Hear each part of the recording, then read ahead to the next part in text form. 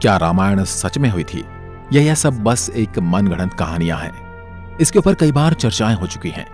कई लोग हैं जो इसे सच मानते हैं, लेकिन कई ऐसे भी लोग हैं जो आज कहते हैं कि यह सब एक मनगढ़ंत कहानी है, क्योंकि ऐसा हो ही नहीं सकता। लेकिन आज की वीडियो रामायण को काल्पनिक मानने वालों को हिलाकर रख सकती है। आज हम आपको वैज्ञानिक रिसर्च के कुछ ऐसे सबूत दिखाएंगे जिन्हें देखने के बाद आप ये मानने को मजबूर हो जाएंगे कि रामायण बस एक धार्मिक किताब और मनगढ़ंत कहानी नहीं है, बल्कि रामायण सच में हुई थी और श्री राम, रावण, हनुमान जी ये सब सच में मौजूद थे। और यही सब बातें जानने के लिए इस वीडियो के अंत तक जरूर बने रहें। आप देख रहे हैं mystery of God YouTube channel. ऐसे ही इतिहास का नॉलेज लेने के लिए इस चैनल को सब्सक्राइब कर सकते हैं।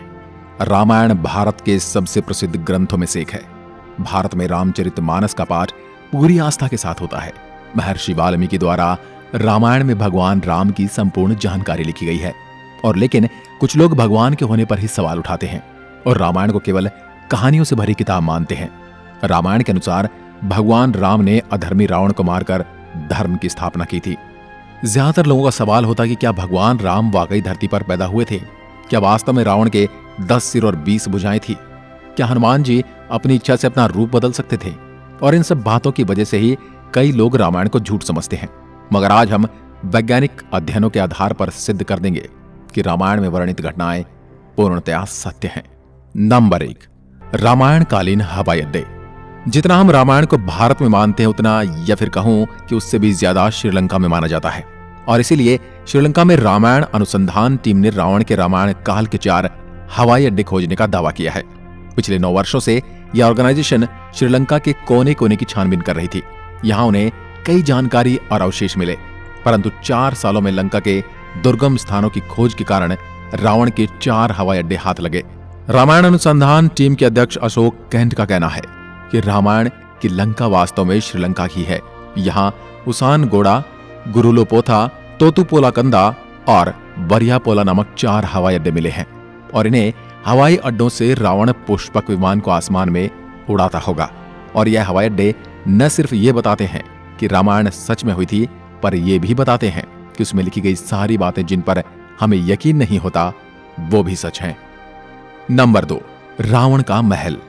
रामायण के अनुसार रावण सोने की लंका में रहा करता था, जिसे हनुमान जी ने जला दिया था। श्रीलंकन गवर्नमेंट को श्रीलंका में एक ऐसा महल मिला है और यह दावा है कि यह महल रामायण काल का है। इस महल से कहीं सीक्रेट रास्ते निकलते हैं जो उस महल को शहर के अलग अलग जगह से जोड़ता है। लेकिन जब रिसर्च टीम ने इन पर रिसर्च की तो पता चला कि गुफाएं नेचुरल नहीं बल्कि किसी समय ने इंसानों द्वारा बनाया गया था। श्रीलंकन हिस्ट्री के अनुसार रावण शहर के अलग अलग हिस्सों में अचानक से ही प्रकट हो जाया करता था और पलक झपकते ही उन हिस्सों से गायब होकर अपने महल में पहुंच जाता था। इसलिए जानकारों का मानना है कि रावण इन्हीं गुप्त रास्तों का इस्तेमाल किया करता था। अब इतने बड़े एविडेंस को हम कैसे नकार सकते हैं? नंबर 3, अशोक वाटिका के सबूत। रामायण के अनुसार रावण ने माता सीता का हरण करके उन्हें अशोक वाटिका के अंदर रखा था। कहा जाता है कि अशोक वाटिका रावण का सबसे पसंदीदा स्थान था। यह जगह इतनी रहस्यमयी थी कि हनुमान जी इसे आसानी से ढूंढ नहीं पाए थे। मगर हैरानी की बात तो यह है कि वह अशोक वाटिका आज भी श्रीलंका में मौजूद है। ऐसा माना जाता है कि एलिया पर्वत की एक गुफा में माता सीता को रखा गया था, जिसे सीता एलिया नाम से जाना जाता है। यहाँ सीता माता का एक मंदिर भी है जिसे विरांग टोक कहते हैं और वहियांगना से 10 किलोमीटर की दूरी पर है। यहीं पर सीता जी का अपहरण कर पुष्पक विमान को उतारा गया था। मगर यहाँ पर जिस बात ने सबसे ज्यादा चौंकाया वो यहाँ मौजूद पेड़ हैं। रामायण ग्रंथ में इस बात का जिक्र मिलता है कि अशोक वाटिका में अशोक के वृक्ष बहुत ज्यादा थे, इसलिए इसका नाम अशोक वाटिका रखा गया था। अब जैसा रामायण में इस वाटिका के बारे में कहा गया था, वैसा आज यह गार्डन है, जो कि इसे हम रामायण कालीन एक सबूत मान सकते हैं। नंबर 4, द्रोणगिरी पर्वत।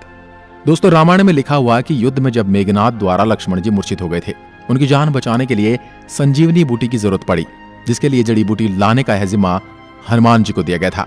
तब हनुमान जी संजीवनी बूटी लाने के लिए द्रोणगिरी पर्वत पर गए थे। हनुमान जी को जब संजीवनी बूटी का पता नहीं चला तो वह द्रोणगिरी पहाड़ के एक टुकड़े को ही उठा कर ले आए। मान्यताओं के अनुसार ये वही पहाड़ है जो आज भी वहां पर मौजूद है। कुछ लोग इसके बारे में कहते हैं कि आज भी उस पर्वत पर वह निशान मौजूद है जहां से हनुमान जी ने उसे तोड़ा था। लेकिन जिस पर्वत का जिक्र रामायण में मिलता है वहां आज मौजूद है। जड़ी बूटी देने के बाद हनुमान जी ने इस पहाड़ के टुकड़े टुकड़े कर इसे श्रीलंका में फेंक दिया था। जहां जहां इस पहाड़ के टुकड़े गिरे वहां के पेड़ पौधे और जड़ी बूटी बाकी जगहों से अलग होती हैं। और सच में श्रीलंका में कई कमाल की जड़ी बूटियां मिलती हैं। श्रीलंका में हिमालय की जड़ी बूटियों का मिलना इस बात का पर्याप्त सबूत है कि लक्ष्मण जी को संजीवनी देने की घटना पूर्ण रूप से सत्य है, क्योंकि ये जड़ी बूटियों के पौधे उस स्थान पर मिले हैं जहां पर लक्ष्मण जी को संजीवनी दी गई थी, जबकि दूसरे हिस्से में इस प्रकार की कोई जड़ी बूटी नहीं मिलती। नंबर 5, राम सेतु। रामायण सच में हुई थी, इसका सबसे बड़ा प्रूफ है राम सेतु। राम सेतु को एडम्स ब्रिज भी कहा जाता है और इसके बारे में पक्का सबूत तब मिल गया जब नासा ने सैटेलाइट तस्वीरें जारी की। पैसिफिक ओशियन की तस्वीर में कुछ ऐसा था जिसे देखकर वैज्ञानिक भी हैरान रह गए। पैसिफिक ओशियन के हिस्से में साफ तौर से पत्थरों की एक लाइन बनी हुई नजर आ रही थी।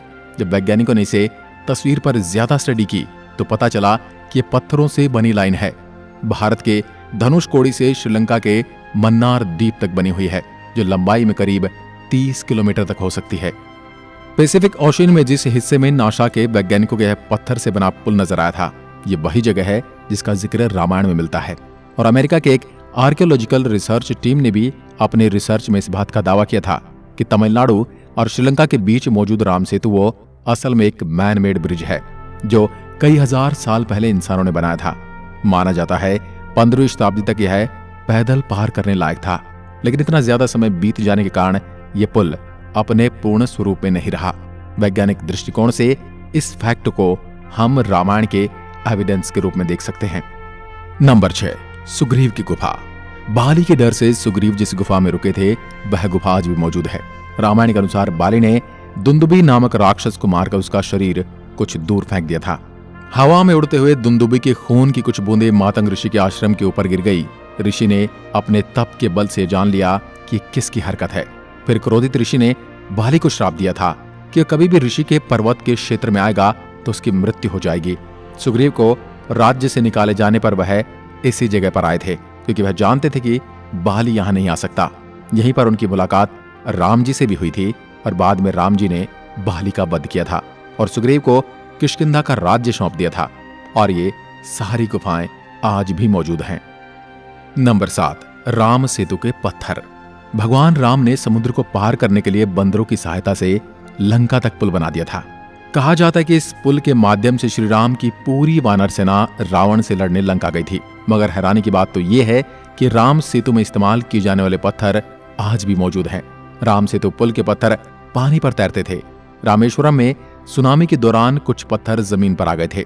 शोधकर्ताओं ने जब उन्हें दोबारा पानी में फेंका तो वह तैर रहे थे, जबकि दूसरे पत्थर पानी में डूब जाते थे। शोधकर्ताओं के अनुसार इसके लिए एक विशेष प्रकार के पत्थर का इस्तेमाल किया गया था, जिसे विज्ञान की भाषा में प्यूमाइस स्टोन कहते हैं। यह पत्थर पानी में नहीं डूबता और तैरने वाला यह पत्थर ज्वालामुखी के लावा से आकार लेते हुए अपने आप बनता है।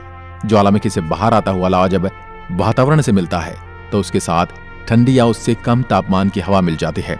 यह गर्म और ठंडे का मिलाप ही इस पत्थर में कई तरह से छेद कर देता है, जिस कारण यह पत्थर पानी में नहीं डूबता। अब इन पत्थरों के पीछे का विज्ञान भी रामायण के समय उनको पता था और उन्होंने इस तकनीक का उपयोग राम सेतु को बनाने में किया था। यह रामायण का एक पुख्ता और मजबूत सबूत है। नंबर 8, जली हुई लंका के सबूत। रामायण ग्रंथ के अनुसार हनुमान जी ने लंका के सोने की नगरी को जला दिया था, मगर अभी कुछ एविडेंस मिले हैं जिन्हें लेकर कहा जा रहा है कि लंका के जलने के सबूत आज भी वहां पर मौजूद हैं। जिस जगह पर श्रीलंका को जलाया गया था वहां की मिट्टी आज भी काली है, जबकि उसके आसपास की मिट्टी का रंग वैसा ही है जैसा कि नॉर्मली मिट्टी का होना चाहिए। बस इतने से इलाके में ही काली मिट्टी मौजूद है, जो कि जली हुई लंका के सबूत को बताती है। इस बात को भी हम एक इत्तेफाक कहकर टाल नहीं सकते। अब जब आपको इतने सारे प्रूफ दिए जा रहे हैं, यहां तक इतने सारे प्रूफ कोई इत्तेफाक नहीं हो सकते, तो इसलिए यही साबित होता है कि रामायण सच में घटित हुई थी। आपका क्या विचार है हमें कमेंट में लिखकर जरूर बताएं। एक बार फिर मिलते हैं एक और ऐसी दिलचस्प वीडियो के साथ। तब तक के लिए नमस्कार। जय हिंद, जय भारत, जय श्री राम।